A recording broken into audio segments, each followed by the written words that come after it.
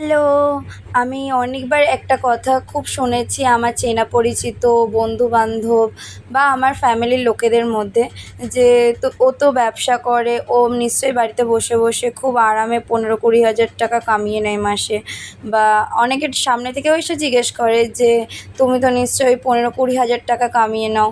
তো আমি তাদেরকে জানাতে চাই যে, যখন আমরা একটা ব্যবসা শুরু করি, তো ১ম শুরুর কয়েক মাস তোমার প্রফিট তো দূরের কথা, তুমি মূলধনটাই চোখে দেখতে পাবে না। কারণ তোমার যে টাকাটা আসবে, তখন সেই টাকাটা পুরোটাই তোমার স্টক মেইনটেইন করতে চলে যাবে। তারপর একটা ব্যবসাতে শুধু মাল আসা নয়, মালের সাথে, সাথে আরও প্যাকেজিং, হ্যানা-ত্যানা এসব জিনিসগুলোও আসে। আর কোনো কিছুই আরামে, আরামে হয় না। এই যে কাজগুলো আমরা করি, আমরা যদি দেখাতে পারতাম যে আমাদের ঠিক কতটা কষ্ট করতে হয়, আমরা কখনো দেখাই না ভিডিওতে যে আমরা কত রাত জেগে, জেগে কাজ করি। আমি অনেক সময় কাজ করতে, করতে আমার এরকমও হয়েছে যে ভোরবেলা হয়ে গেছে বা কৌশিক পরের দিন অফিস যায় যেহেতু, এরকম হয়ে গেছে যে ও রাত ২টো অবধি আমার সাথে কাজ করেছে।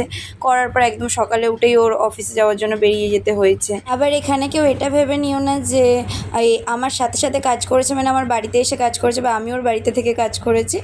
ও ওর বাড়িতে থেকে যে কাজগুলো করা সম্ভব হয় সেগুলো করে আর আমি আমার বাড়িতে থেকে কাজ করি। যাই হোক, আজকের জন্য টাটা, দেখা হবে পরের কোনো ভিডিওতে।